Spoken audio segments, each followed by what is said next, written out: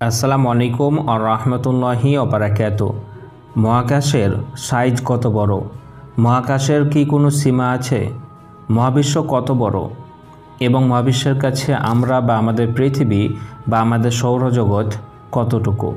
সত্যিই আজ আপনি হতভম্ব ও অবাক হয়ে যাবেন মহান আল্লাহ তাআলার সৃষ্টির বিশালতা দেখে। সত্যিই আমরা কত ভাগ্যবান যে মহান আল্লাহ তাআলা আমাদেরকে মানুষ রূপে সৃষ্টি করেছেন। এই বিশাল মহাবিশ্ব সম্পর্কে আপনি আজকে এমন কিছু জানতে পারবেন যেটা জেনে একটু হলেও আজ আপনাকে মহান আল্লাহ তাআলার সৃষ্টি নিয়ে ভাবিয়ে তুলবে। তাহলে দেখতে থাকুন মহাবিশ্ব আসলে কত বড় এবং আমরা মহাবিশ্বের কাছে কত ক্ষুদ্র। তার উত্তর আমরা কল্পনাও করতে পারবো না। যদি সহজভাবে বলি তাহলে আমাদের মহাবিশ্ব এতটাই বিশাল আকারের যে কোনো হিউম্যান ব্রেনের পক্ষে তা কল্পনা করা সত্যিই অসম্ভব। হয়তো ভাবছেন এ আবার কেমন কথা, কিন্তু আসলেই তাই। আমরা যে এই ছোট্ট গ্রহতে বাস করি তার নাম পৃথিবী। ছোট্ট বলাতে রাগ করবেন না, কারণ মহাবিশ্বের কাছে আমাদের পৃথিবী কিছুই না। অথচ আজ পর্যন্ত আমরা পৃথিবীর সম্পর্কে পুরোপুরিভাবে জেনে উঠতে পারিনি। পৃথিবীর সমুদ্র সম্পর্কে আমরা 5% জানতে পেরেছি। পৃথিবীতে লুকিয়ে আছে এখনও হাজার হাজার রহস্য। পৃথিবীর এখনও কত জঙ্গল, কত পাহাড় পর্বত সম্পর্কে আমরা জানি না। একটু ভাবুন তো, মহাবিশ্বে থাকা সমস্ত গ্রহ নক্ষত্র মিলে যদি পৃথিবীকে আয়তনের খাতায় দাঁড় করানো হয়, তাহলে আমাদের এই ছোট্ট পৃথিবী, এই পৃথিবীতে থাকা সমস্ত বালুময়ের মধ্যে একটি বালির দানা পরিমাণও হবে না। চলুন একটু হিসাব করে আমরা দেখি আমাদের পৃথিবী আসলেই মহাবিশ্বের কাছে কতটুকু। পৃথিবী সহ বেশ কিছু গ্রহ এবং তাদের উপগ্রহসমূহ, অ্যাস্ট্রয়েড, ধূমকেতু, উল্কা, এরা সবাই সূর্য নামে একটি নক্ষত্রের চারপাশে প্রদক্ষিণ করে। এই সূর্য পৃথিবী থেকে 13 লক্ষ গুণ বড় এবং পৃথিবী থেকে সূর্যের দূরত্ব আনুমানিক 14.96 কোটি কিলোমিটার, যাকে 15 কোটি কিলোমিটারও বলা হয়ে থাকে, যাকে এক নভ একক হিসাবে বিবেচনা করা হয়। এত অসংখ্য দূরে থাকা সূর্য, গ্রহ, গ্রহাণু সব কিছু মিলেই আমাদের এই ছোট্ট সৌরজগৎ। এটাকেই আমরা মোটামুটিভাবে সৌরজগৎ বলে থাকি। এইরকমই অসংখ্য অগণিত পরিমাণ সৌরজগৎ মিলে তৈরি হয় একটি গ্যালাক্সি। আর আমাদের সৌরজগৎটি মিল্কি ওয়ে গ্যালাক্সির একটি ক্ষুদ্র সদস্য। আমরা যে গ্যালাক্সিতে বাস করি তাকে বলা হয় মিল্কি ওয়ে গ্যালাক্সি। আমাদের মিল্কি ওয়ে গ্যালাক্সিতে সূর্যের মতো অথবা সূর্যের চেয়েও অনেক গুণ বড় অসংখ্য তারকা রয়েছে। যদি প্রশ্ন করা হয় মোট কতগুলো নক্ষত্র রয়েছে আমাদের মিল্কি ওয়ে গ্যালাক্সিতে, উত্তরটা দিতে চাইলে বলতে হবে একটা বড় আকারের বালু ভর্তি ট্র্যাকে যে পরিমাণ বালুকণা থাকে, ঠিক ততটি নক্ষত্র বা তারকা রয়েছে আমাদের এই মিল্কি ওয়ে গ্যালাক্সিতে। তা প্রায় 400 বিলিয়ন হবে। এই 400 বিলিয়ন সূর্যের মতো বা সূর্যের চেয়ে বড় তারকা এবং গ্রহ, গ্রহাণু ও উল্কা ইত্যাদি এত কিছু মিলেই তৈরি হয় একটি গ্যালাক্সি। কিন্তু অবাক বিষয় কি জানেন? মহাবিশ্বের কাছে আমাদের এই গ্যালাক্সি ছোট্ট একটি বাচ্চার মতো। আবার এই গ্যালাক্সিতে থাকা প্রত্যেকটা তারকা একে অপরের থেকে বিশাল দূরত্বে অবস্থিত।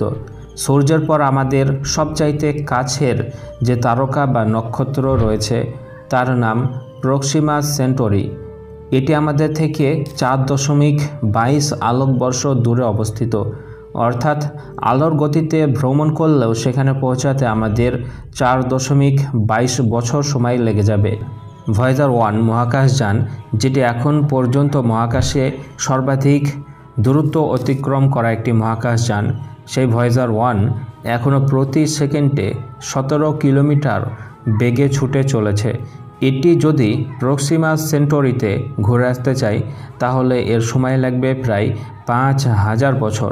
তাহলে একটু ভেবে দেখুন, বাকি আমাদের গ্যালাক্সিতে থাকা আরও অসংখ্য তারকাতে যেতে কত সময় লাগবে, যেগুলো অসংখ্য দূরে অবস্থিত। এটা তো কেবল আমাদের মিল্কি ওয়ে গ্যালাক্সির হিসাব। মিল্কি ওয়ে গ্যালাক্সির পর সবচাইতে কাছের যে গ্যালাক্সিটি রয়েছে সেটা হলো অ্যান্ড্রোমিডা গ্যালাক্সি। অ্যান্ড্রোমিডা আমাদের থেকে 2.5 মিলিয়ন আলোকবর্ষ দূরে অবস্থিত। আর অবাক করা বিষয় কি জানেন? মিল্কওয়ে গ্যালাক্সি, অ্যান্ড্রোমিডা গ্যালাক্সি এদের মতো অসংখ্য গ্যালাক্সি নিয়ে তৈরি হয় একটি লোকাল গ্রুপ। একে গ্যালাক্সি ক্লাস্টার বলে। অনেকগুলো গ্যালাক্সি ক্লাস্টার একসঙ্গে মিলে তৈরি হয় সুপার ক্লাস্টার। এরকম অনেক অনেক অনেক সুপার ক্লাস্টার নিয়ে আমাদের এই মহাবিশ্ব তৈরি। এখানে কি শেষ? হয়তো না। বিজ্ঞানীরা মাল্টিভার্স থিওরির কথা বলেছেন, যেখানে বলা হয় আমাদের ইউনিভার্সের মতোই অসংখ্য ইউনিভার্স রয়েছে। আবার প্যারালাল ইউনিভার্সের কথাও চিন্তা করা হয়। শুধু একটু ভাবুন, আমাদের মহাবিশ্ব নিয়ে ভাবুন। আমাদের মহাবিশ্ব যদি এত বড় হয়, যদি এত বিশালতা হয়, তাহলে আসমান কত বড়। আসমান কত বড় তা কল্পনা করতেও পারবেন না।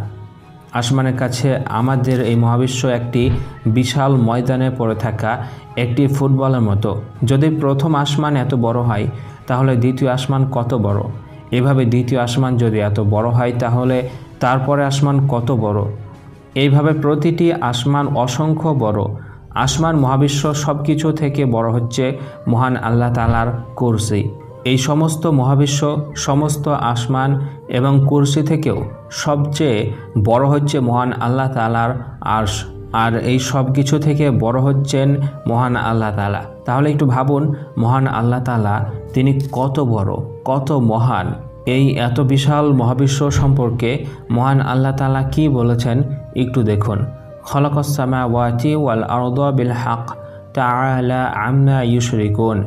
তিনি যথাযথভাবে আসমান ও জমিন বা মহাবিশ্ব সৃষ্টি করেছেন। তারা আল্লাহর সাথে যা কিছু শরীক করে তিনি তার ঊর্ধ্বে।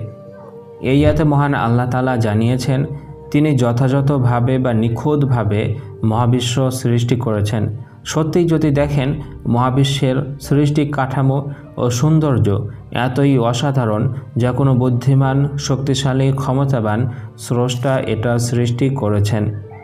এছাড়াও মহান আল্লাহ তাআলা জানিয়ে দিয়েছেন, আলহামদুলিল্লাহিল্লাযী খলাকাস সামাওয়াতি ওয়াল আরদ ওয়া জাআলা যুলুমাতি ওয়ান নূর সুম্মাল্লাযীনা কাফারু বিরাব্বিহিম ইয়া'দিলুন। সব প্রশংসা আল্লাহর, যিনি আসমান ও জমিন বা মহাবিশ্ব সৃষ্টি করেছেন এবং অন্ধকার ও আলোর উদ্ভব ঘটিয়েছেন। তারপরও অবিশ্বাসীরা তাদের প্রভুর সাথে সমকক্ষ দাঁড় করায়। এখানে মহান আল্লাহ তাআলা জানিয়েছেন, মহাবিশ্ব যেহেতু আমি সৃষ্টি করেছি, তাই সমস্ত প্রশংসার মালিক একমাত্র আমি নিজেই। এবং প্রথমে সৃষ্টির পরে অন্ধকারকে দূর করে আলোর উদ্ভব ঘটিয়েছি। তার জন্য সমস্ত প্রশংসার মালিক একমাত্র মহান আল্লাহ তাআলা। কিন্তু দুঃখের বিষয় হচ্ছে, কাফেররা তবুও মহান আল্লাহ তাআলার সঙ্গে শরীক করে থাকে, যেটা করা তাদের মোটেও উচিত নয়। আশা রাখি বুঝতে পেরেছেন। আজকের মতো এই পর্যন্তই।